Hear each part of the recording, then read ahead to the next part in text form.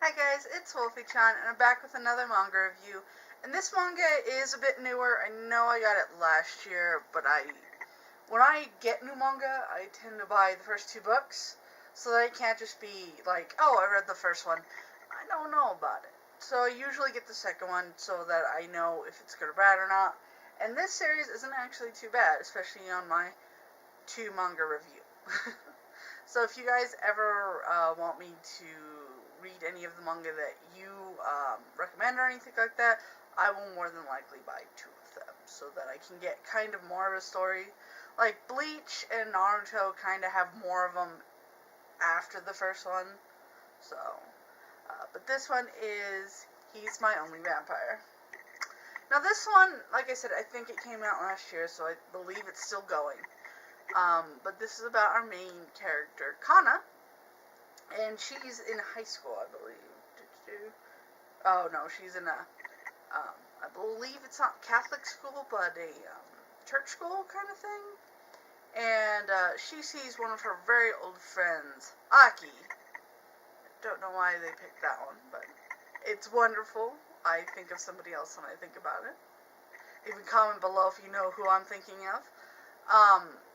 And she basically kind of is trying to hang out with him and stuff like that in the first one.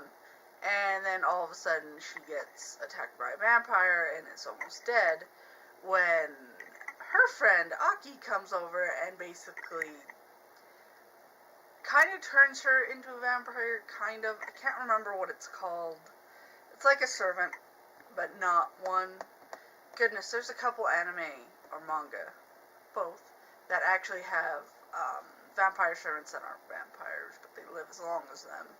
I believe a good example would actually be Millennium Snow, which I will review in the future. But she gets turned into one, and then has kind of great speed and stuff like that, but she's like, I don't know why, and he's like, well, I wanted to save you and stuff, you just now have to kind of be with me and be my blood bank all the time. So it's kind of their story through that, and that she's just kind of like trying to deal with it and all this stuff, and trying to have going to school and being a normal person, while also having, I believe the third character that pops in the second one is a werewolf, and then they kind of hang out and stuff like that, and she's trying to get used to all this stuff. So it's not really a bad manga. It was one of those that I didn't understand what was going on until I read the second one. So definitely this is like a two-parter, if you want to get a feel for it. It's not a bad story, but I feel like sometimes the vampire route has been kind of played differently, or kind of outside what, I don't have like a typical vampire. It's just that I think they've been overplaying vampires sometimes. And so this isn't a bad story, especially since I've read two manga, and like I said, it has a werewolf in it, and I always like that. But I have a feeling that when I keep reading this manga, it's gonna kind of go off more of the vampire stuff and get more into his life, which is kind of the important part. But it's really hard for me to really love vampire stories. Not because that there's anything bad with them, it's just that they usually have one premise, and that's what they follow on until the end. Except for Millennium Snow. Millennium Snow just had something about it, and I think it was probably its little animal character that probably got me into it, and I love that one, which I'll review that one later. This one, I love the artist. I'll actually review I think, either one or two of the other manga that she's done. Because I know she has this one, if I believe, and a more supernatural one that I am reading as of right now, and can't wait for the next volume. And then, ooh, my throat. She has, oh goodness, I think she has Princess of the Rose. I can't remember what it is, but I've read all of that,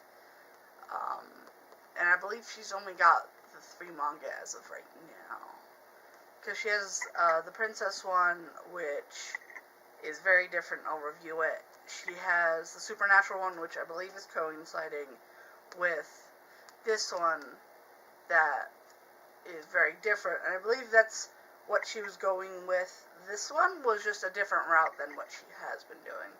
So, vampire. And it's, like I said, it's not bad. It's just one of those that I think if I finish a series, I would enjoy it immensely. But as of right now, I am a bit iffy on it. So, but I would definitely recommend it because I love this mangaist and the author. She's amazing. She or he. I'm choosing genders. I mean, it's Aya. So I'm gonna go with a girl. But I love it. I love all the books. And like I said, she's doing another series, I believe, along with this one. And I'm enthralled by that one. So I think if I just bought some more and read it all, I definitely would fall in love with this one a bit more. But, c'est la vie.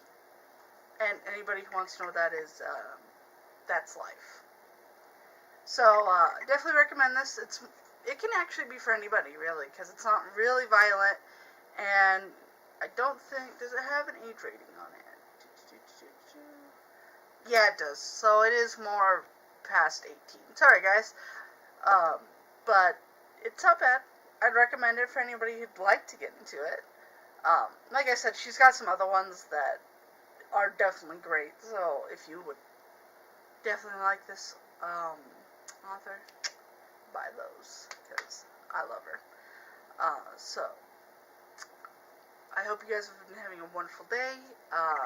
Like this video if you like it, or if you like the author, because, you know, I love her. Comment below if you have read this, and if it gets any better, or if it's still kind of a bit stagnaty, or if there's any other manga that you think I should read and review. Definitely love it. I read every comment all the time. I have no life.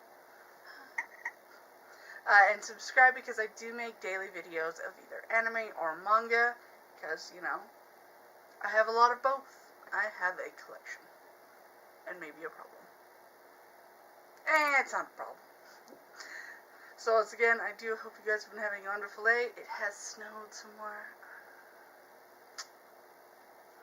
Wolfy-Chan out. Bye, guys.